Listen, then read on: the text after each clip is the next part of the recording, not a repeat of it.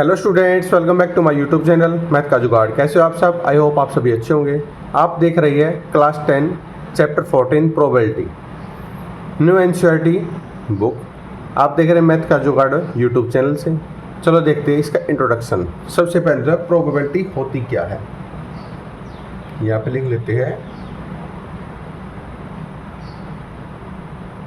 Probability होती क्या है, इसमें change of happening an event, change of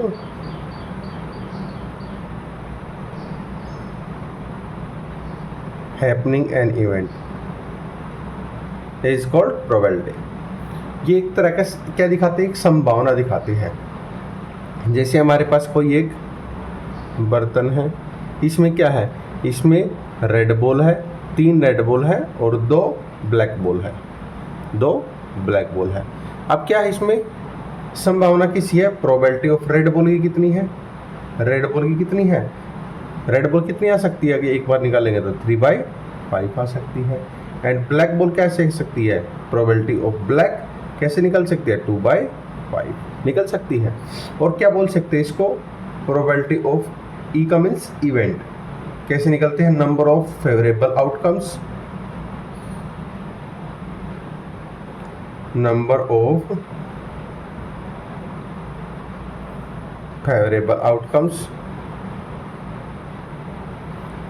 upon total number of outcomes।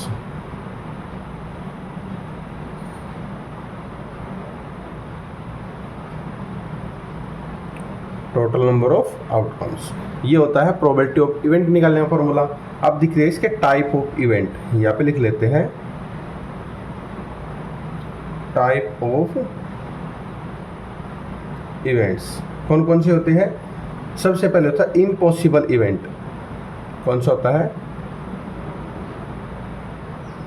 Impossible event. Impossible, ये नाम से ही हमें पता लग रहा है, इम्पॉसिबल जो पॉसिबल नहीं हो सकता।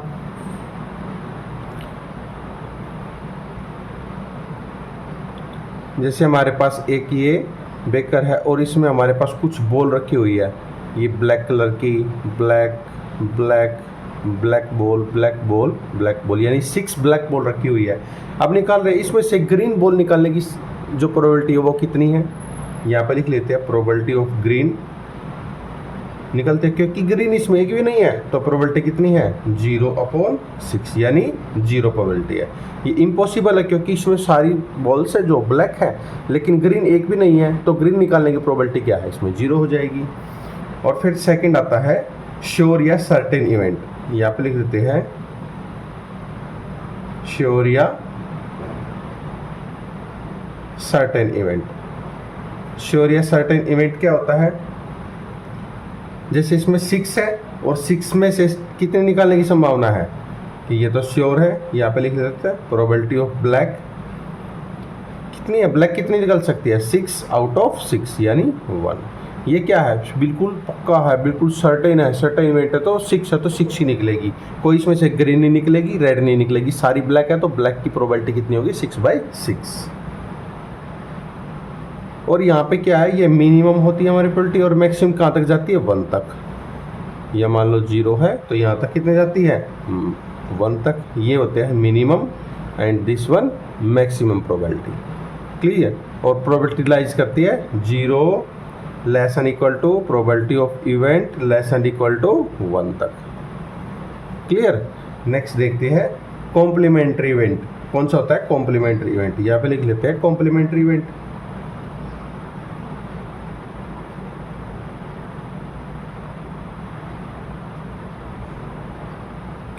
कॉम्प्लीमेंट्री इवेंट को क्या बोल सकते हैं, दो चीजें मिलकर एक बन जाए, दो चीज मिलकर एक बन जाए उसको कॉम्प्लीमेंट्री बोलते हैं। इसको हिंदी में क्या कहते हैं, इसको पूरक भी बोलते हैं, और सप्लीमेंट्री को संपूरक कहते हैं। क्लियर। मान लो probability of event plus probability of not event equal to 1 है। ये दे रखा प्रोबेबिलिटी ऑफ होने की संभावना और नहीं होने की संभावना का किसके इक्वल होती है, 1 के इक्वल होती है। क्लियर। इसको बोलते हैं कॉम्प्लीमेंट्री इवेंट। अब आता है एलिमेंट्री इवेंट, नंबर 4 पे एलिमेंट्री। नंबर 4 पे है एलिमेंट्री इवेंट।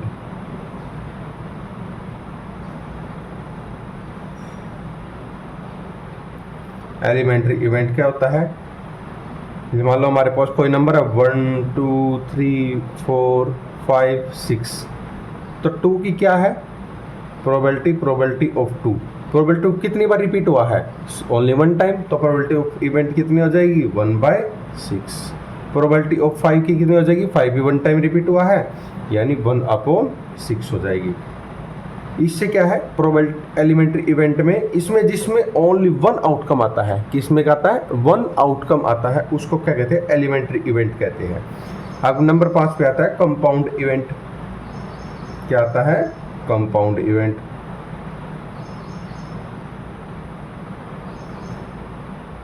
कंपाउंड इवेंट आता है, वो कौन सा होता है? वो होता है, मान लो हमारे पास नंबर है 1 2 3 4 5 6, ये आता है कंपाउंड इवेंट में। इसका मीन क्या होता है? यानी probability of even number. Even number की प्रोबेबिलिटी कितनी है? इवन नंबर कौन सा है? 2 है, 4 है, 6 है, यानी कितने नंबर है 3 अपॉन आउटकम्स, टोटल आउटकम 6 है, तो कितना आ जाएगा 1/2, क्योंकि 3 1 जा 3, 3 2 जा 6। ये हमारा बेसिक है, जो हमारा इंट्रोडक्शन है प्रोबेबिलिटी का।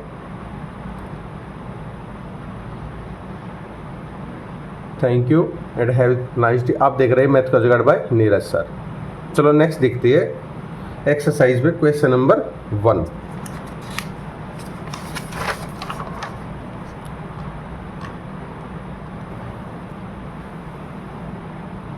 एक्सरसाइज 14.1। चलो देखते हैं क्वेश्चन नंबर 1 में क्या पूछा है। Complete the following statement. Statement को कंप्लीट करना है। इसने बोला probability of an event E and probability of event not event E equal to किसके होगा? हमने बताया था probability of event plus probability of not event किसके इक्वल होता है 1 के। तो हमारा आंसर आ जाएगा 1 आ जाएगा इसमें। क्लियर। नेक्स्ट है the probability of an event that can not happen is dash such an event is called.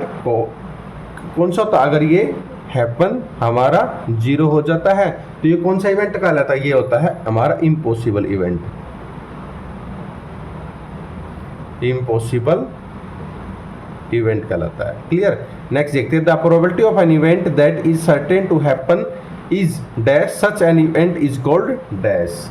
अगर probability of an event that certain of happen is 1, तो सच एन इवेंट कौन सा हो जाएगा? श्योर या सर्टेन इवेंट कहलाता है।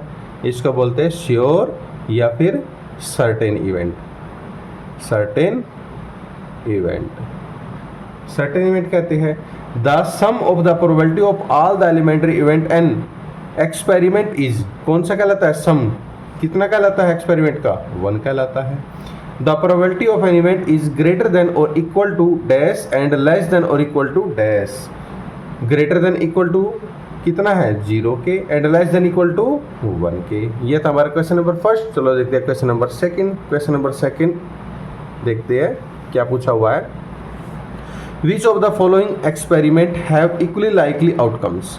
ए driver attempts to start a car, the car starts और डज नॉट स्टार्ट। ड्राइवर है, ड्राइवर ने अटेम्प्ट करी कार स्टार्ट करने की, और कार स्टार्ट होगी या नहीं होगी, जो कार स्टार्ट है या ख़राब है, इस चीज़ का कोई इसने बताया नहीं है। तो इसमें क्या बोल सकते हैं? इसमें इम्प्रॉपर स्टेटमेंट है तो इसको बोल सकते हैं नो आउटकम्स। इसको बोल सकते हैं no outcomes, not outcomes. Clear. और इसमें बोलता है have equally likely no outcomes. Next a player attempts to shoot a basketball, see या हर शूट्स और मिसेस द शूट। सेम ऐसे ही क्वेश्चन है, इसमें भी क्या बोल सकते हैं नो इक्वली लाइकली आउटकम्स लिख लगते हैं यहाँ पे। No equally likely outcomes, no equally likely outcomes. Next देखते हैं क्वेश्चन नंबर सेकंड का third part.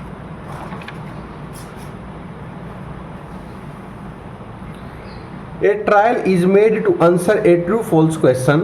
The answer is right or wrong. True false है। ट्रू फॉल्स में क्या होगा, ए ट्रायल दे रखे made of answer true false का आंसर इज राइट और रॉन्ग एक ही होगा, या तो राइट होगा या रॉन्ग होगा। तो इसको बोल सकते हैं इक्वली लाइकली आउटकम्स, ये तो प्रॉपर होगा, इक्वली लाइकली आउटकम्स। नेक्स्ट देखते हैं, a baby is born, it is a baby boy और ए गर्ल। बेबी का बर्थ होता है, या तो वह क्या होगा, बॉय होगा या गर्ल होगा। क्लियर, तो इसको बोल सकते हैं बॉय होने की प्रोबेबिलिटी कितनी है 1/2 और गर्ल्स होने की कितनी है 1/2, तो कितना हो गया 2/2, तो कितना आ गया 1 आ गया। तो इसको बोल सकते हैं इक्वली लाइकली आउटकम्स, बोल सकते हैं इक्वली लाइकली आउटकम्स बोल सकते हैं। चलो अब देखते हैं क्वेश्चन नंबर 3 की तरफ। क्वेश्चन नंबर 3 में क्या पूछा हुआ है, Why is tossing a coin considered to be a fair way to deciding which team should get the ball at the beginning of the football ball? हमारे पास क्या है, फुटबॉल बॉल, फुटबॉल है हमारे पास, फुटबॉल है। इसमें कौन कौन सी टीम ए है एंड टीम बी है। अब कोइन को उछालते हैं, जब टॉस करते हैं, या तो उसमें हेड आएगा या फिर टेल आएगा। तो इसको बोल सकते हैं when a coin is tossed, when a coin is tossed there are only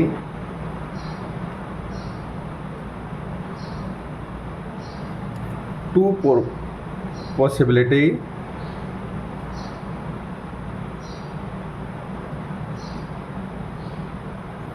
and match is also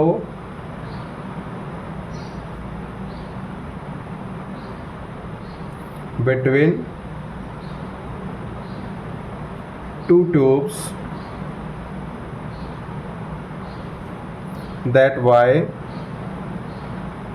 that's why equally likely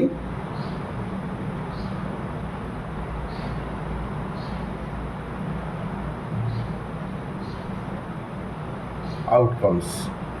It is count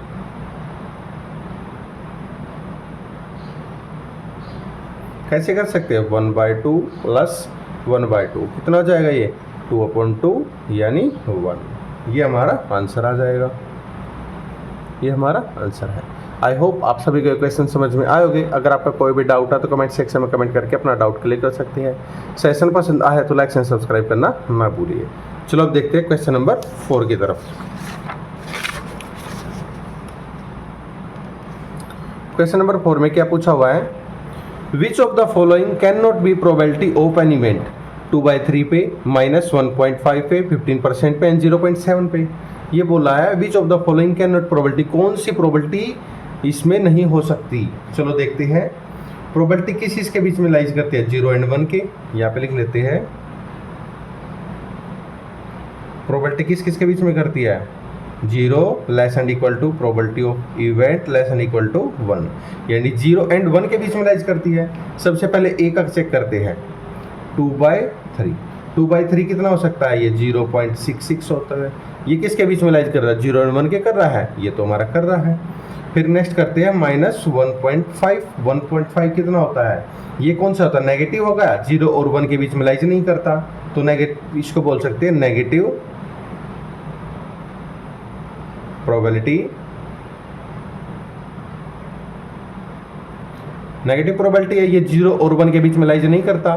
चलो आगे भी चेक कर लेते हैं 15%, 15% को क्या लिख सकते हैं 15/100 यानी 3/20 यानी 0.15, 0.15 0 और 1 के बीच लाइज करता है, बिल्कुल करता है। तो फिर नेक्स्ट है 0.7, 0.7 में लाइज करता है, बिल्कुल करता है। तो हमारा कौन सा नहीं करता, इसने नहीं पूछा है कैन नॉट एन इवेंट, तो बोल सकते हैं ये हमारा आंसर है जो हमें प्रूफ करना था।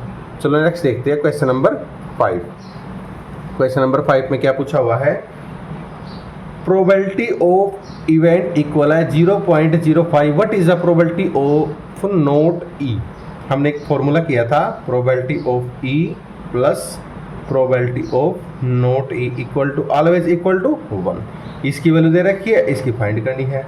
यहाँ पे इसकी वैल्यू रखती है 0.05 plus probability of not event equal to 1। इस टर्म्स को इधर ले आओ, नेगेटिव फॉर्म में चली जाएगी। Probability of not event is equal to 1 minus 0.05, minus करेंगे तो कितना आ जाएगा 0.95। किसकी वैल्यू आ गई है, प्रोबेबिलिटी ऑफ नॉट इवेंट की। ये हमारा आंसर है जो हमें फाइंड करना था।